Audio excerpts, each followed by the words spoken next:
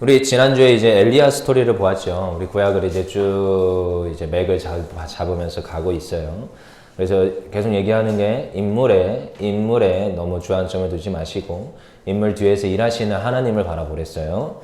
근데 이제 엘리야 스토리 이렇게 우리가 뼈대를 잡아가는 데 있어서 이런 인물들은 중요한 인물이고 그 인물 주변에 있는 그런 이야기들, 스토리들이 있기 때문에 그 스토리들을 정확히 알고 있으면 좌우, 앞, 뒤로 이야기들이 흐름이 형성이 되고 구약을 볼 수 있는 눈이 생겨요.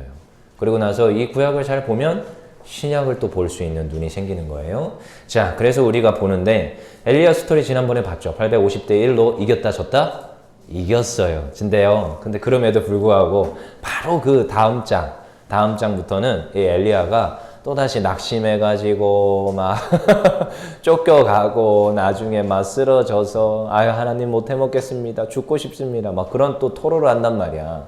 그런 거 봤을 때 참 엘리야도 평범한 참 사람이었다. 그도 어쩔 수 없는 인간이구나 라고 이제 생각을 하게 되죠.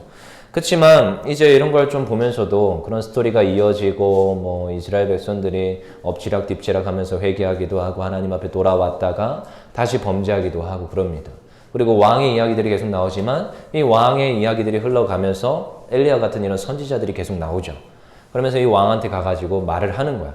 왕이시여 우리가 빨리 돌이켜야 됩니다. 하나님의 말씀 앞에 엎드려야 됩니다. 하는데 대부분의 왕들은 엎드릴까 안 엎드릴까? 안 엎드리죠. 자기의 소견에 옳은 대로 자기 뜻대로 움직여요. 자기가 신인 양. 근데 개 중에서도 사실 근데 왕 중에서는 하나님 앞에 회개하고 다시 개혁을 단행하기도 하고 하나님 앞에 엎드리는 그런 왕들도 있었어요. 남유다에 몇몇 한 3명 정도 있는데 뭐 우리가 그걸 뭐 다 공부할 수는 없고요.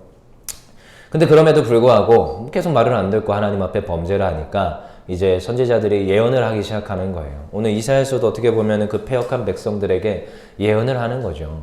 근데요, 결국 어떤 예언들이 떨어지는 거냐? 야, 너희들 북이스라엘, 북왕국과 남왕국으로 나눠진댔죠? 북이스라엘, 너희들도 결국 뭐 할 것이다? 멸망할 것이다. 그리고 남유다, 남왕국도 너희들도 결국 멸망할 것이다. 그랬어요. 근데 그 원인이 뭐라고요? 불순종이라고요. 그래서 성경에는 이 순종과 불순종이 계속 대치를 이루고 있어. 하나님의 말씀을 따를 것이냐, 말씀을 따르지 않을 것이냐. 이게 지금 대치란 말이지. 그럼 말씀을 따르면 어떻게 돼요? 잘 될 것이고, 말씀을 잘 따르지 않으면 멸망의 길로 가는 것이 이 성경의 법칙이야. 이미 창세기에도 계속 나오죠. 불순종했어. 무엇을 불순종했죠? 아담과 하와가 선악을 알게 하는 나무의 열매를 먹지 말라고 했는데 먹어버렸어요. 그게 모함짓도 하고 탐스럽기도 하고 그랬잖아. 그래가지고 따가지고 자기도 먹고 아담도 갖다 주고 근데 그게 결국 뭐였다? 불순종이었다. 그래서 멸망이 찾아왔는데 사람들이 원래는 죽지 않는 존재로 만들어졌어. 그렇지만 이제 죽음이라는 것이 사람한테 죄의 결과로 오게 되는 거죠. 그럼 뭐예요? 지금 북이스라엘과 남유다도 불순종에 대한 결과로 멸망이라는 결과를 받게 되는 거야. 이런 것들을 우리가 보게 되는데 북이스라엘은 이제 나중에 아수르에 의해서 아수르라는 나라에 대해서 이제 멸망을 합니다. 그리고 남유다도 결국 그 예언대로 바벨론에 의해서 멸망을 하게 돼요. 그러고 나서 이제 성경에서 보면은 여러분 이제 그 뒤에 이제 막 이렇게 쓰여지는데 포로로 잡혀갈 거 아니야. 이제 이스라엘 백성, 이스라엘 나라로 있었어. 어쨌든 남유다면 뭐 북이스라엘은 어쨌든 이스라엘이라는 나라잖아. 남왕국과 북왕국 나눠졌을 뿐이지.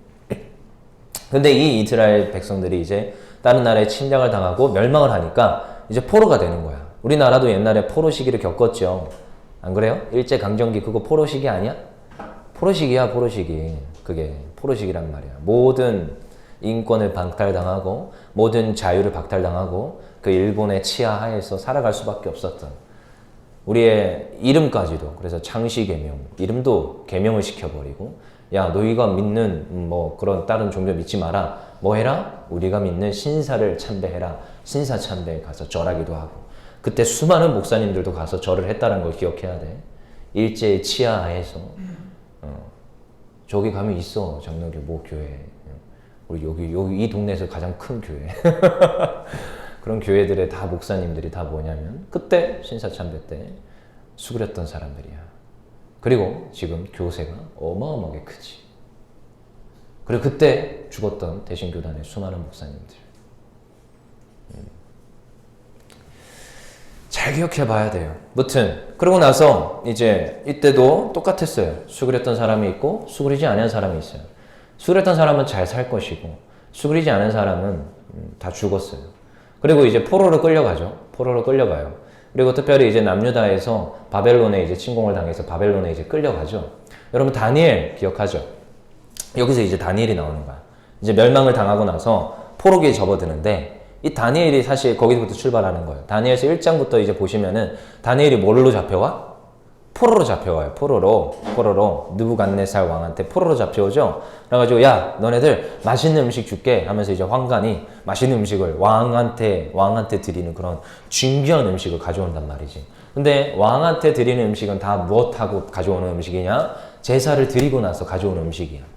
자 그래서 이제 다니엘과 그 친구들 이 벨드사살 이 다니엘과 그 친구들이 무슨 서태지와 아이들 같은데 다니엘과 그 친구들이 이제 그거에 이제 순종하지 않는 거야. 나는 하나님의 백성의 사람이다.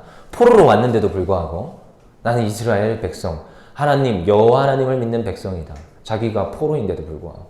근데 자기네도 못 먹겠다는 거야 황관한테. 그런 게 어딨어. 그런 게 어딨어. 다른 애들은 다 먹고 있는데 왜 넌 안 먹냐? 근데 이제 딜을 하는 거지. 아니 우리가 채소만 먹겠는데 채소만 먹어서 저들보다 우리의 때깔이 더 좋으면은 괜찮지 않냐 하면서 이제 딜을 하는 거야. 여러분 그 이야기 알죠? 결국 그 스토리는 어떻게 돼요? 결국 다니엘 승 이렇게 끝나죠.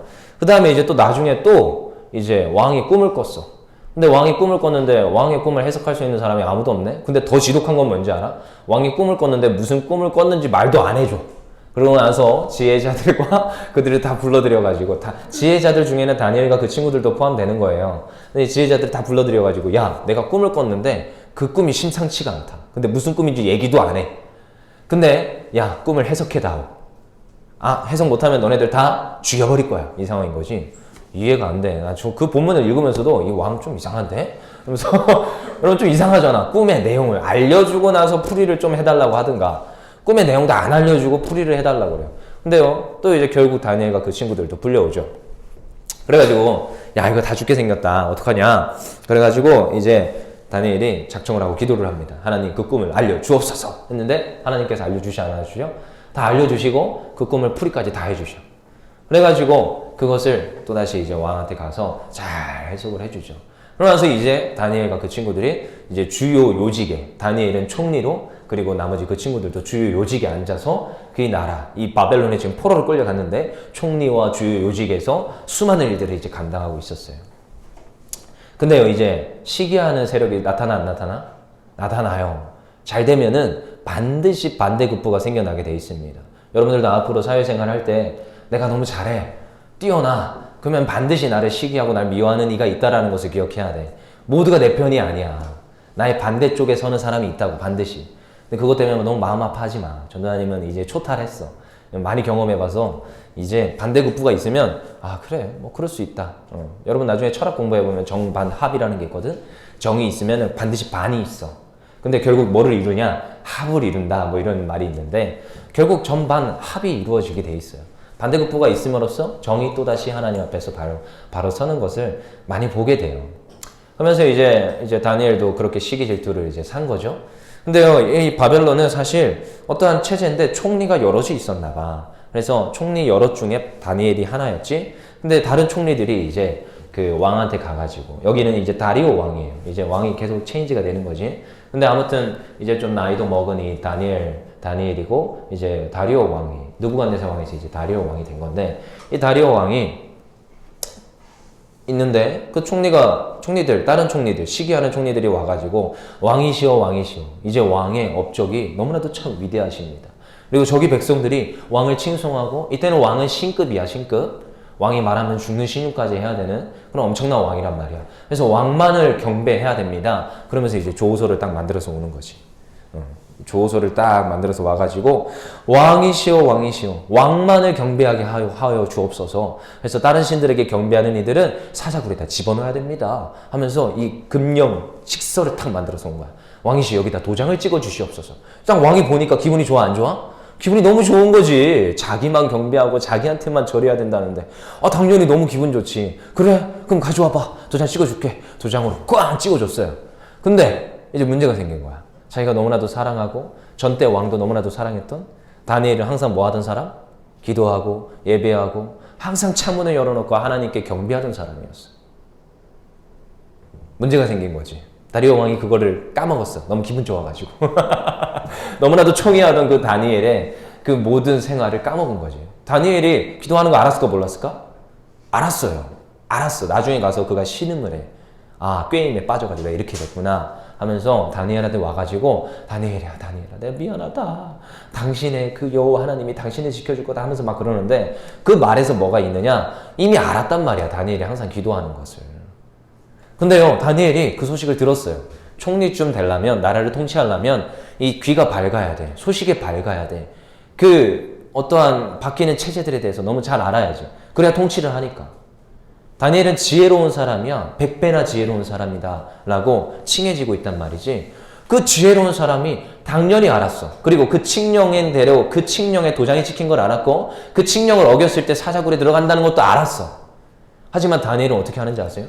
다니엘서 읽어보세요. 포로기인데 좀 자기가 사실 신분은 포로야. 그렇지만 이제 신분 상승이 일어났죠. 총리지. 하지만 수많은 그 시기하는 질투의 세력에 의해서 어쩔 수 없이 그렇게 됐지만 그걸 알매도 불구하고 어떻게 하느냐? 2층에 올라가서 뭘 해? 창문을 열어야 돼. 아니 솔직히 기도 창문 닫고 해도 되지 않아? 전 그걸 보면서 그렇게 생각을 하는 거지. 왜 굳이 창문을 열고? 창문 닫고 해도 되잖아. 숨어가지고 쪽방에 들어가서. 그럼 그 기도 하나님이 안 들어주셔? 들어주잖아. 근데 다니엘은 어떻게 해요? 2층에 올라가서 창문을 활짝 열고 이스라엘이 있는 그쪽을 바라보면서 기도를 하는 거야. 예루살렘에 있는 그 성전을 바라보면서 여호와 하나님이시여 두 손 높이 들고 기도를 하는 거지. 근데요, 그걸 누가 봤을까? 누가 봤을까? 여호와 하나님이 봤다? 뭐 그건 봤겠지. 근데 또 누가 봤을까? 거기에 수없이 많이 끌려온 누구? 이스라엘 백성들이 이 다니엘을 봤을 거란 말이지. 다니엘은 늘 시간이 되면 거기에 올라가서 창문을 열고 기도를 했어요. 자, 이스라엘 백성들도 나름대로 여러분 어려운 시기가 오고 어떠한 정말 핍박받고 어떠한 어려움을 당하고 있을 때는 항상 그 나라나 그런 시대적 배경에서 뭘 갈망하느냐? 영웅을 갈망합니다.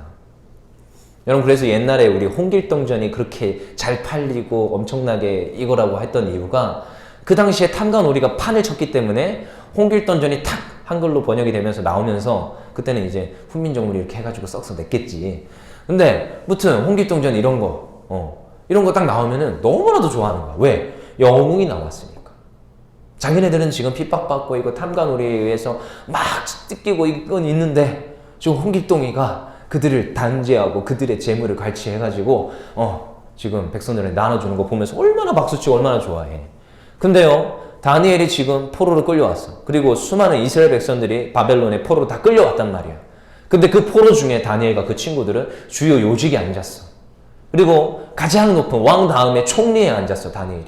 근데 다니엘은 항상 무엇을 했느냐? 자기의 습관을 따라서 2층에 올라가서 창문을 열고 기도를 했어요. 누구 보라고? 물론 하나님 앞에 기도했지만 누구에게 희망과 메시지를 던져주는 거야? 자기한테 같이 끌려온 백성들에게 희망과 메시지를 던져주고 있는 거야.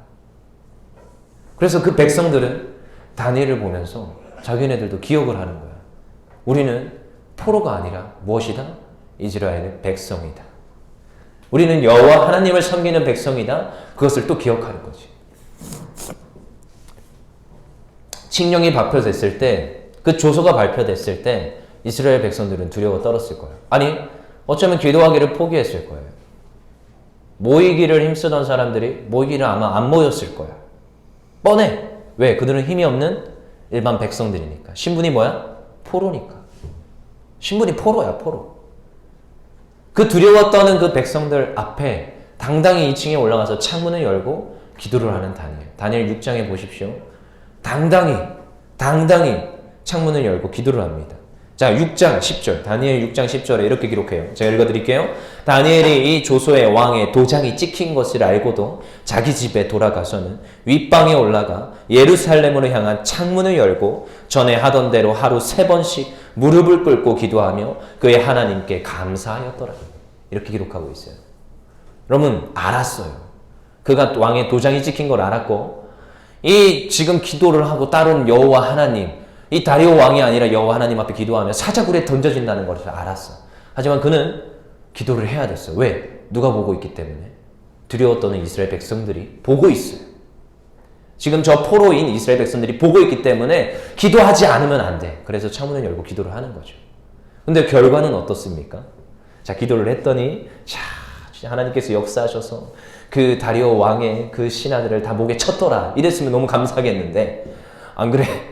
그 나머지 총리들이 그걸 알고 왕한테 고자질을 하는 거죠. 왕이시여 왕이시여. 이제 칙령 조서를 내미는 거야. 왕이 발표한 조서가 여기 있습니다. 왕이시여. 지금 저거 하나님 지금 다리오 왕 그 왕이 너무나도 총애하는 다리오 그 다니엘이 지금 다리오 왕 당신한테 와서 절하지 아니하고 자기가 섬기는 그 신한테 가가지고 절하며 그를 경배하고 기도합니다. 그를 잡아다가 사자굴에 넣어 주십시오. 자, 왕이 말을 번복할 수 있어 없어? 번복 못해. 자기가 말한 거고 자기가 도장 찍은 거야. 그가 통해를 하면서 어떻게 해야 돼? 어쨌든 사자굴에 집어넣어야 돼. 사자굴에 집어넣습니다. 이 이야기 알죠? 사자굴에 집어넣어요. 그러면서 하룻밤이 지났어요. 아침에 쪼르르 달려가요. 다니엘이. 쪼르르 달려가요. 다니엘아 다니엘아 네가 무사하냐? 여호와 하나님이 너를 지켜줬냐? 그랬더니 다니엘이 네 제가 무사합니다. 털끝 하나 다치지 아니하였어. 천사를 보내셔서 사자의 입을 막아주셨습니다. 라고 다니엘이 고백을 하는 거지. 그러면서 다리오 왕이 야 그러면 너 데리고 올라와라. 그래서 구출을 해내죠. 그 다음에 이제 괘씸한 거야.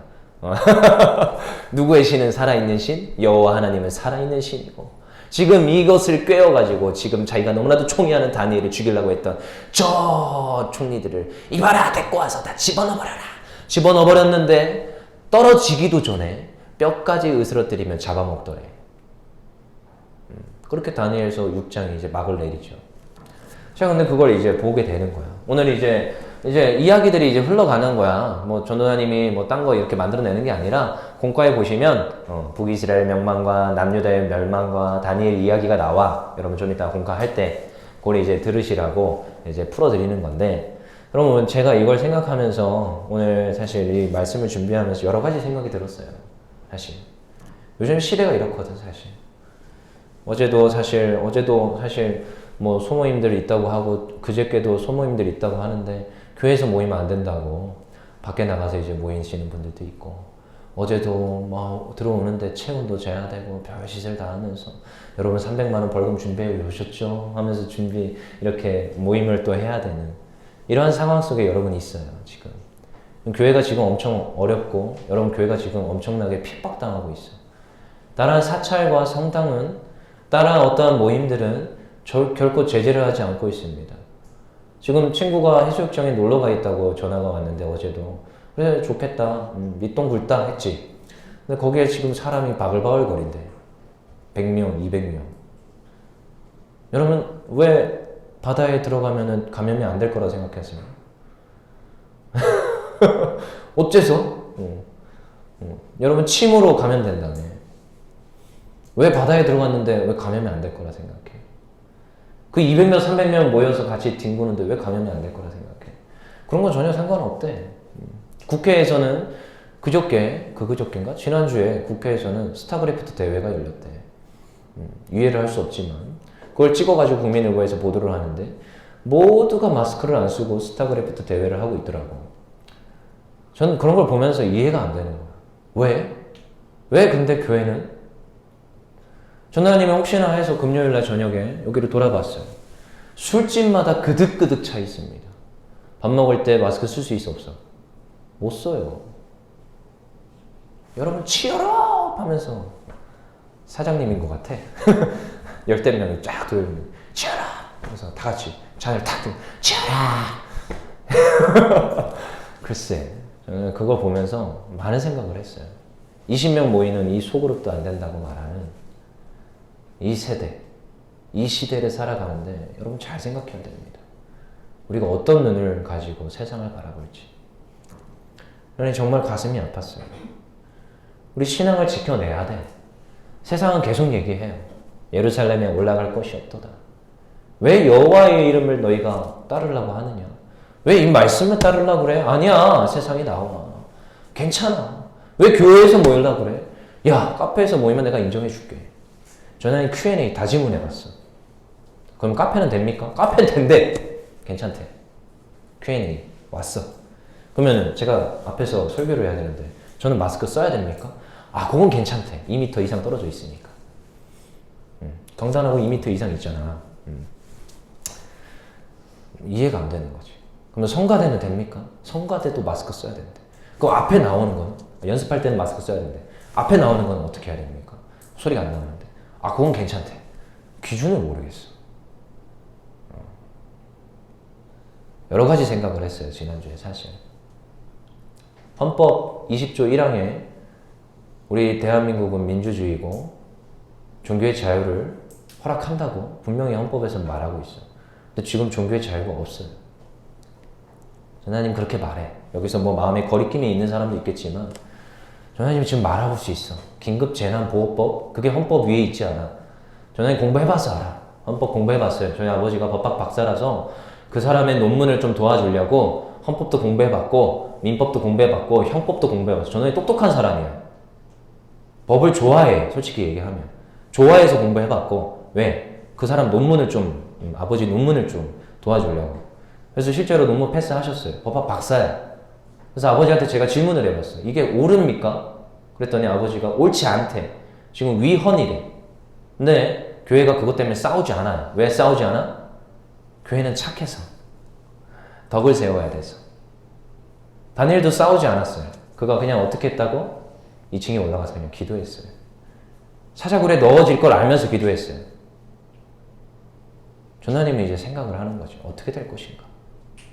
나중에 여러분 차별금지법이라고 있어요. 계속 전전에 얘기하는데 동성법 이거 진짜 통과될 수도 있습니다. 지금 세상이 그렇게 흘러가고 있고 지금 저기 미국에서 저렇게 다 통과를 시켰는데 왜 우리나라 이 약소국은 지금 통과 안 시키냐? 지금 그런 흐름으로 가고 있어. 실제로 지금 발의가 됐습니다. 차별금지법 통과되고 동성애 합법되잖아? 여러분 밖에 나가서 이게 얼마나 무서운 건지 알아? 밖에 나가서 동성애는 죄입니다 말하면 어떻게 되는 줄 알아요? 철컹철컹. 전하님 이제 목사 한 수 받거든? 몇 년 후면. 근데 동성애가 왔어. 그건 정말 안타까운 일이지만 여자와 여자가 와서 결혼시켜 주십시오 라고 얘기를 했어. 근데 전하님의 신앙의 양심에 의해서는 아니야. 그건 성경이 옳지 않기 때문에 나는 주례 못 해준다. 이러면 어떻게 되는지 알아? 바로 끌려가요. 지금 미국에서 그러고 있어. 수많은 목회자들이 자기의 신앙의 양심에 의해서 나는 주례 못 해주겠다 했잖아. 그럼 어떻게 되는지 알아요? 다 감옥 가요. 그게 차별금지법이에요. 얼마나 무서운 건지 여러분 아셔야 돼. 세상을 바라봐야 돼. 근데 그들은요 주례 못 해주겠다고 하고 감옥에 끌려갑니다. 전도사님은 그럴 거예요. 밖에 나가서 전도하다가 끌려간다고 해도 전도사님은 전도하다가 끌려갈 거예요. 미안하지만 그게 맞아. 다니엘은 어떻게 했어요? 그는요 2층 올라가서 기도했다고. 정말 많은 생각을 했어요. 한 예화만 하고 마실 텐데 세계 1차 대전 때 미국 군인이 쓴 자서전이에요. 전쟁 포로로 잡혀가서 포로 수용소에서 경험한 이야기를 이제 쓰는 이런 자서전인데 그가 이제 미국 군인이었는데 이 전쟁 가운데서 포로가 된 거죠. 포로가 된 거야. 그러고 나서 이제 포로 수용소에 끌려갔어요. 그럼 포로 수용소는 그냥 가둬놓는 게 목적이 아닙니다. 포로를 데리고 오는 거는 그들을 멘탈리 브레이크 다운, 그들의 멘탈을 깨부셔야 돼. 그들이 승리할 수 있다는 그 조그마한 가능성조차 깨부시는 것이 포로 수용소의 중요한 역할이야. 정신을 개조하는 거지. 여러분 우리 일제시대 때도 똑같았어요. 그들의 이름을 바꾸고 그들이 한글을 쓰지 못하게 하고 그들의 정신을 파괴해버리고 문화를 파괴해버리는 것이 포로 수용소의 역할이야. 그래서 멘탈리 브레이크 다운, 전쟁 포로에서 정신을 무너뜨리게 하는 거지. 그래서 세뇌 교육을 시키고 야 너네들은 패배했다. 패배의식을 주입시키는 거야. 그 포로가 이제 계속 그 얘기를 듣는 거야. 야 너희 나라는 이제 버려졌어. 너희 나라로부터 너는 버려졌어. 너는 패배한 포로일 뿐이야. 너의 희생과 너의 열심히 내었던 그 전쟁은 소용이 없게 됐어. 이제 이 전쟁은 우리나라, 너를 포로로 잡은 우리나라한테 있어 하면서 계속 이야기를 하는 거지. 너희 가족도 이제 너를 버렸고 너를 잊어버릴 거야. 계속 주입합니다. 세뇌 교육을 해요. 그러면 이 포로가 어떤 생각을 하느냐. 아 그렇구나. 나는 국가에 내가 충성하였고 내가 전쟁을 열심히 했는데 여기 와서 붙잡혀 보니 나의 젊은 날은 끝났구나. 아, 난 전쟁에서 패한 것이구나. 나의 가족들도 나를 버렸구나. 이 생각에 휘어잡힌대요. 그러면서 이 포로들을 그 넓은 공터에다 그냥 풀어놓는답니다. 야, 너 추수해와 하면은 열심히 일을 합니다. 쇠고랑도 안 채운대요. 근데요, 포로들이 안 도망간대요. 이게 포로 수용소입니다. 근데요, 어느 날 이 미국 군인 자서전에 표현되는데 어느 날 새로운 포로가 들어왔대요. 최근에 이제 잡힌 새로운 포로지. 그 새로운 포로를 열심히 때려가지고 세뇌 교육을 막 시켜가지고 이제 그 기존에 있던 포로들 그 방에다가 집어넣은 거지. 근데 이 포로가 이제 새로운 소식들을 많이 알고 왔을 거 아니야. 그래서 씩 웃으면서 얘기를 했더래요. 이제 곧 전쟁 끝납니다. 이제 이 전쟁은 우리 미군이 승리할 것입니다. 제가 밖에서 다 보고 왔어요. 이제 곧 승리할 것입니다. 지금 우리나라가 구출대를 지금 만들었고, 지금 이 우리나라가, 지금 이 수많은 가족들이 지금 뉴스에다가 다 지금 자기의 가족을 찾고 있다고 뉴스에다가 다 보도하고 있습니다. 이제 곧 우리들은 풀려날 것입니다. 그리고 나서 그 다음날부터 이 포로들의 행태와 얼굴이 바뀌기 시작합니다. 똑같은 포로의 옷을 입었고 어제와 오늘이 별반 다르지 않은 그 사람이지만 그 사람이 구타를 당하고 그 사람이 모질게 고초를 당하고 세뇌 교육을 받는데도 불구하고 이 포로들은 이상하게 그 얼굴에 미소가 있어요. 이상하게 그들이 포로임에도 불구하고 정복자 같은 행동을 하더라는 거예요. 그럼 이게 무엇입니까? 포로들에게 무슨 소식이 들려왔어? 기쁜 소식이 들려왔어요. 그래서 이들에게는, 이 포로들에게는 포로가 아닌 거야. 이 포로들은 이제 무엇이야? 나중에 승리할 걸 알기 때문에 승리자의 삶을 살아가는 것을 이 미국 자서전에서 이 미국 군인이 말하더라는 거예요. 제가 그 책을 읽으면서 감동이 있었어요. 아, 그렇구나. 여러분, 우리는 이 세상에 살아갑니다. 저도 권요셉 전도사도 이 대한민국에서 살아가. 저도 이 대한민국에서 신분증이 있고 이 대한민국의 시민이야. 하지만 저는 이 땅에서 살아가는 사람이 아니야. 전도사님은 이 땅에 소망이 있는 사람이 아니야. 저를 잘 보는 사람들은 그래요. 우리 뭐 권사님이나 선생님들 저를 어떻게 볼지 모르겠지만 저의 기준은 여기에 있지 않아요. 이 세상이 어떻게 흘러가건 그들이 나에게 어떤 시민권으로서의 역할을 감당하라고 말하건 물론 시민의 역할을 감당합니다. 전도사님 군대도 갔다 왔고 세금도 잘 내고 있고 나름대로 열심히 법을 잘 지켜내고 있어. 그리고 누구보다 법을 잘 알고 하지만 그럼에도 전도사님은 여기에 시민권을 두지 않아. 어디에 시민권이 있어요? 천국 시민이란 말이에요. 이 땅은 잠시 지나가는 나그네이고 끽해봐야 100년 살아. 내가 똥치를 언제 할지 모르겠지만 80세, 100세 때면 이미 끝날 거야. 전도사님 이제 앞으로 뭐 끽해봐야 사회생활 50년 더 할까요? 근데요, 전도사님은 확신을 합니다. 나는 천국 시민이다. 이 땅에 살아가는 것은 하나님 앞에 순종의 모습을 드러내는 것일 뿐이다. 여러분 반드시 멸망은 옵니다. 마지막 때는 있어. 근데 그때 여러분들이 계수할 거야. 그때 하나님의 말씀을 지켰느냐 지키지 아니하느냐. 어떤 상황 속에서 여러분들이 선택했던 것은 하나님 앞에서 낱낱이 그 죄가를 받아낼 거란 말이야. 잘 생각하세요. 저는요 천국 시민이에요. 이 땅의 법, 대한민국의 법이 어떻게 돌아가던 간에 물론 저는 따랐습니다. 하지만 이제 따르지 아니하는 경우가 올 것 같아서 말하는 거야. 전 천국 시민이에요. 하나님의 말씀을 따를 것이고 하나님께서 말하는 걸 따를 거야. 너희가 기도하라 하였어요. 전 기도할 거예요. 너희가 전하라 하였어요. 전 나가서 복음 전할 거야. 근데 그러다가 잡혀가서 모질게 고문을 당할지라도 전하님은 아마 그때 웃고 있을 거야. 왜? 무엇이 확신되어 있어? 승리가 확정되어 있고 그것을 저는 확신합니다. 여러분 이 소망을 가지십시오. 우리가 이 땅에 비록 살아가지만 여러분에게 앞으로 어떠한 수많은 고초와 핍박이 올지 모르겠지만 여러분이 지금 포로로 살아가고 있지만 여러분 우리에겐 기쁜 소식이 들려왔어요. 우리는 포로에 매여 있지 않고 사탄 마귀의 권세에 끌려가는 지옥 가는 백성이 아니라 우리는 그 기쁜 소식 예수 그리스도의 복음을 들은 사람이고 이 복음을 맡은 자이고 그 복음을 전해야 될 그리스도의 일꾼이야. 그래서 오늘도 우리가 그 복음으로 말미암아 기뻐합니다. 이 세상이 우리를 포로라고 아무리 말할지라도 우리는 씩 웃으면서 우리는 승리자의 확신을 가지면서 살아가는 우리 청소년들 되기를 소망합니다. 흔들리지 마세요. 하나님 앞에 모이기를 패하지 마세요. 하나님의 말씀을 거절하기를 힘쓰지 마시고 하나님의 말씀을 따라갈 수 있도록 힘쓰시는 우리 청소년들 되기를 소망합니다. 우리 시간 나가시 기도하겠습니다.